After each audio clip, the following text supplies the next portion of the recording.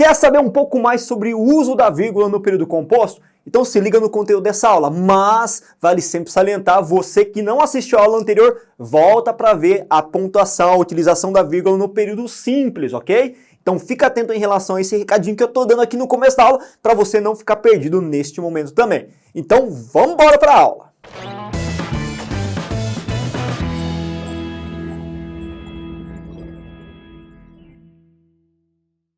Fala, gente linda, beleza? Já para a redação aqui, falando agora da pontuação no uso do período composto, como é que a gente usa no período composto e também em alguns casos mais excepcionais, mais específicos da nossa língua.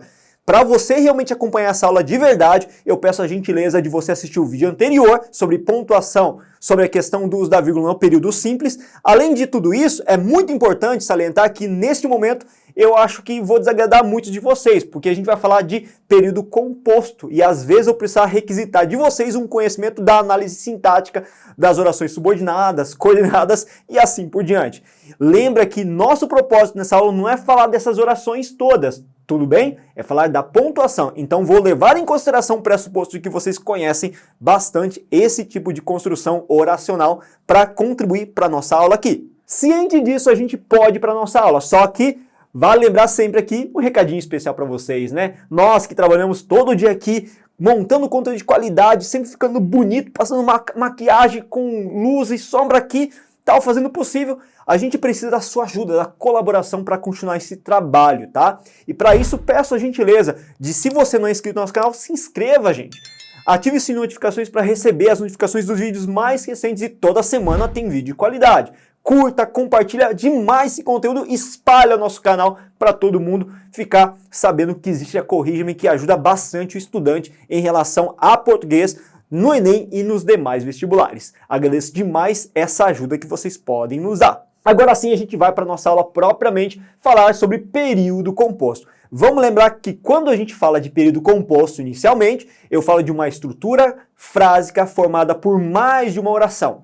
E lembra que essas orações elas sempre estabelecem uma relação entre si, e essa relação entre si que é avaliada muitas vezes, estudada muitas vezes também, nos períodos compostos. Aquela situação de oração coordenada, subordinada substantiva, adverbial e assim por diante. Então, cientes do que é um período composto, vamos ver as regras em cada uma das circunstâncias dessas relações que nós devemos conhecer. Primeira situação de uso da vírgula em relação a um período composto.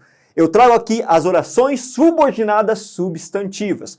Toda vez que eu tiver uma oração subordinada substantiva e essas orações estiverem em ordem direta, não tem vírgula. O que é uma ordem direta na oração subordinada substantiva, professor? Quando eu tiver a oração principal e a oração subordinada na sequência, gente, não tem vírgula. Exemplo, os agentes federais reconhecem que existe corrupção. Veja que essa parte destacada, que existe corrupção, nada mais é do que a minha oração subordinada substantiva. E antes vem a oração principal. Então está na ordem direta, portanto não pode haver vírgulas nesse caso. Veja esse outro exemplo. Afirma-se que o MMA está sucateado desde 2019.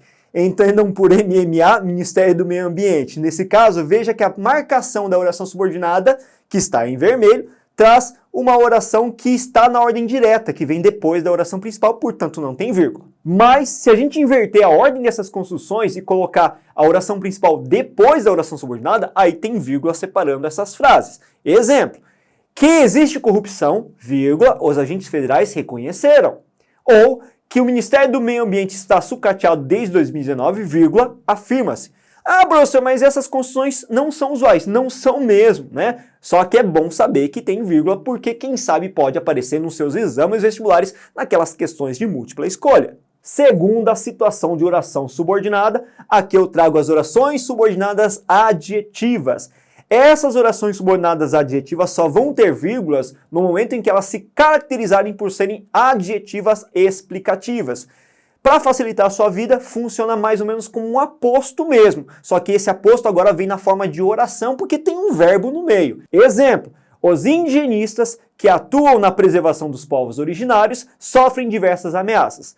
Verifica que essa parte que está entre vírgulas no meio da construção é a nossa oração subordinada adjetiva explicativa, porque ele está explicando quem são os indigenistas que atuam na preservação dos povos originários. Se eu quiser fazer um exercício até para testar, verificar se isso realmente é uma oração explicativa, basta você retirar. Vocês vão perceber que ainda assim vai ter sentido. Os indigenistas sofrem diversas ameaças. Mas essa informação acrescentada a essa construção frásica dá mais assertividade ao texto. Isso quer dizer que isso é muito valorizado na dissertação, porque assim você consegue deixar clara todas as informações. Agora, na terceira situação em que tem oração subordinada adverbial, veja que agora estou falando de oração subordinada adverbial que tem função de advérbio, dos nossos adjuntos adverbiais das mais diversas circunstâncias. Quando eu tiver uma construção como essa, em ordem direta, em que a oração principal vem antes e a oração subordinada adverbial vem depois, olha que curioso, nesse caso é facultativo o uso da vírgula. Você pode ou não usar, depende do contexto que você queira dar. Exemplo, o Estado adotará projetos a fim de minimizar os entraves. A fim de minimizar os entraves é minha oração subordinada adverbial final, porque indica uma finalidade. Nesse caso, pode ser que haja vírgula ou não, tanto faz, não vai mudar nenhuma coisa. Só que, se porventura eu fizer a inversão da ordem dessas frases, em que a oração subordinada adverbial aparecer antes, nesse caso eu tenho que sim colocar vírgula. Exemplo, a fim de minimizar os entraves, vírgula, o Estado adotará projetos. Veja que nesse caso eu tenho que usar a vírgula mesmo. Outro exemplo, embora a lei garanta direitos, vírgula, isso não ocorre na realidade. Perceba então que a anteposição da oração subordinada adverbial à oração principal obriga a utilização da vírgula para distinguir essas orações. E chegamos à quarta situação de análise agora em relação ao período composto por coordenação. Orações coordenadas sindéticas. E nesse caso nós temos 5 classificações de orações diferentes. Eu posso ter as orações aditivas, adversativas, alternativas, conclusivas e explicativas. Lembraram dessas 5 classificações? Veja que nessas 5 classificações, dentro dessas, aliás, nós temos apenas uma situação em que a vírgula não precisa ser utilizada, que é na oração aditiva, aquela que normalmente ela é encadeada pela conjunção pelo conectivo e, que soma uma informação. Claro que existem outros conectivos que também podem somar informações, mas essencialmente nós usamos na dissertação o e, beleza? Somente nas aditivas que nós não temos vírgula, mas cuidado que eu vou falar um pouquinho mais do e daqui a pouco, tá? Nas demais situações eu sempre vou ter uma vírgula separando uma oração da outra. Exemplo, vamos lá para o primeiro. O Judiciário Federal é ativo, mas lento em suas ações. Veja que nesse caso eu tenho um mas, e o mas indica uma contrariedade. Nesse caso, eu tenho uma oração coordenada sindética adversativa. E essa oposição exige que eu coloque uma vírgula antes do mas, não depois do mas, antes do mas. Segunda situação, segunda frase que eu trago para vocês aí.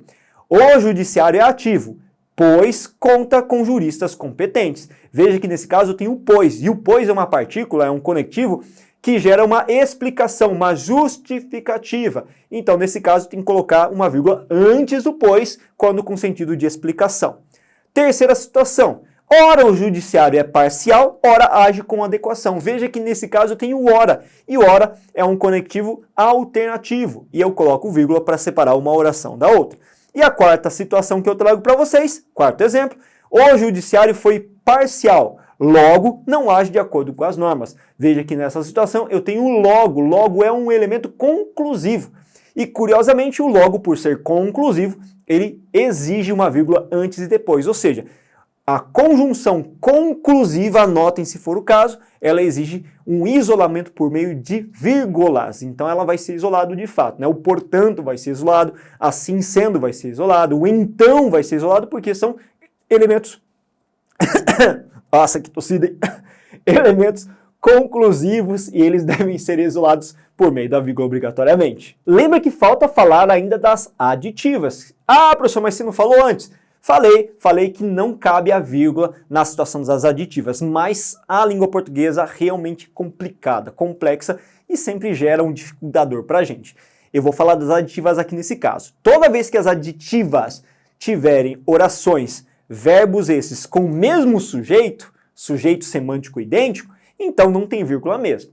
Exemplo, a população protesta contra o aumento dos combustíveis e espera resultados na redução dos preços. A população é o meu sujeito do primeiro verbo protestar, mas também é o sujeito semântico do verbo esperar. É o mesmo sujeito, então não tem vírgula nessa situação. Aliás, eu também espero que o combustível diminua o quanto antes, né? Enfim, tá difícil. Mas veja essa outra situação. Se as aditivas forem somar orações cujas orações tenham sujeitos diferentes, aí tem que ter vírgula. Pô, professor, sacanagem. Pois é, você tem que observar isso na sua redação também, que é onde eu vejo que o aluno erra bastante. Toma cuidado com isso. Olha só o exemplo para ficar bem claro para vocês, bem marcado. A população protestou contra o aumento dos combustíveis, vírgula, e todos esperam resultados na redução dos preços. Veja que o primeiro sujeito do verbo protestar aí é população. Já o sujeito do verbo esperar, nesse caso eu mudei, todos. Então são sujeitos diferentes que aparecem em circunstâncias diferentes, aí distintas, e por isso mesmo que essas duas orações, por mais que somem ideias, tem que ter vírgula obrigatória separando, mesmo que seja aditiva. Nossa, professor, eu não aguento mais ver vírgula na minha frente. Pois é, vírgula é um conteúdo complicado e na língua portuguesa a gente realmente tem muitos entraves, muitas situações, muitas regrinhas que a gente tem que conhecer e não tem como fugir disso, né, gente? Quer tirar um 1000, quer tirar um 900 mais? Você tem que saber disso também, para evitar ao máximo algum equívoco que pode acontecer na sua redação e assim dar margem para você tirar realmente uma nota muito boa, ok? Agora não acabou ainda não, só que antes de continuar, vale sempre lembrar um recadinho para vocês, né? Nós da Corrima estamos nas redes sociais, Facebook, Instagram principalmente, e até tento fazer alguma coisinha no TikTok, mas o TikTok não vai muito para frente porque o professor aqui é japonês, não sabe dançar muito bem, né? Não fica legal. Mas no Instagram a gente tem sempre conteúdo diário. Cara, conteúdo de qualidade para vocês. Muita postagem, muito videozinho que acaba ajudando bastante com dicas. Então, gente, o que você está esperando? Segue a gente nas redes sociais. Estamos lá, sempre presente para você. Dito isso, a gente pode continuar a nossa aula. Agora a gente chega no mérito de algumas regras mais distintas, fora daquele âmbito do período composto, do período simples. Eu falo aqui de algumas circunstâncias, a começar pela enumeração. Toda vez que eu tiver uma enumeração de vários elementos, vocês sabem, a gente tem que usar a vírgula.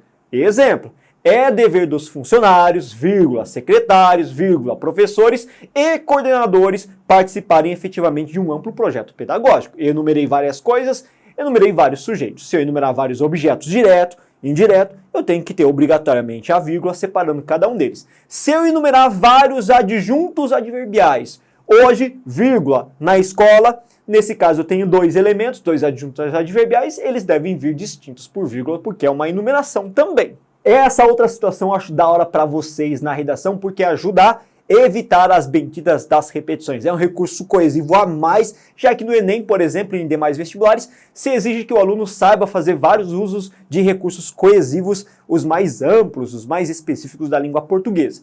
Nesse caso, eu trago a situação de uso da vírgula quando a gente faz a elipse do verbo. Professor, o que é elipse, né? Elipse nada mais é do que um ocultamento de um verbo que já apareceu anteriormente por meio da vírgula. A gente pode substituir um verbo por meio da vírgula, desde que esse verbo já tenha aparecido antes e tenha construções semelhantes a que eu vou colocar para vocês na exemplificação. Vamos embora? Olha só.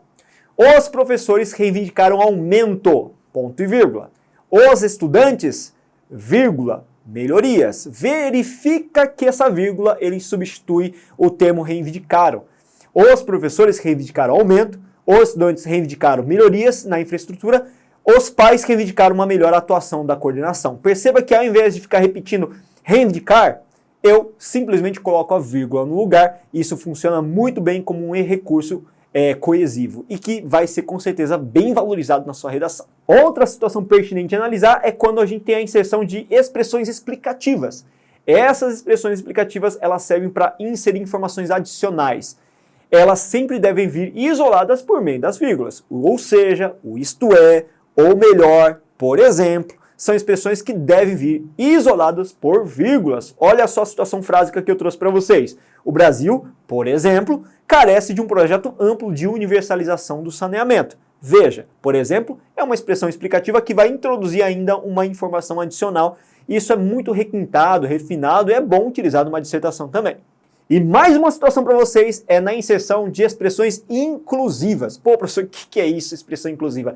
É quando eu tenho uma informação adicional que eu posso colocar e essa informação adicional acaba interrompendo a lógica sintática de uma frase. De repente ele separa o sujeito do seu predicado, porque enfia ali no meio. Essa informação inclusiva, ela ajuda bastante também a caracterizar mais detalhes, mais clareza em relação à sua redação, à afirmação que você quis dar no seu texto. Vou dar exemplo para ficar mais claro. Duas frasezinhas básicas para vocês. Vamos lá. Os funcionários, segundo os sindicatos, têm direito à greve remunerada. Veja que nessa expressão, segundo os sindicatos, que até estabelece uma pausa na nossa fala, essa expressão ela pode ser retirada, sem dano algum. Os funcionários têm direito à greve remunerada. Mas quando eu coloco uma informação adicional nessa estrutura, eu acrescento dados, eu especifico a informação e isso gera um maior elemento de argumentação para que você possa se dar muito bem na redação também. Olha essa outra situação de exemplo. As aulas, a partir desta data, serão ministradas por terceirizados, funcionários terceirizados. Veja, a partir dessa data pode ser retirado, mas acrescenta uma informação muito rica, muito importante para quem vai ler esse dado. Finalmente chegamos à nossa última regra aqui da aula de hoje. Ai, valeu professor, obrigado finalmente, né? Mas gente, ó, tá aqui comigo, já passou da barreira dos 5 minutos, vamos nessa, né? Só que, recadinho para vocês, vocês estão treinando para fazer redação? Gente, não pode dar bandeira. Redação é um negócio que você precisa treinar toda semana, no mínimo uma vez, uma redação por semana.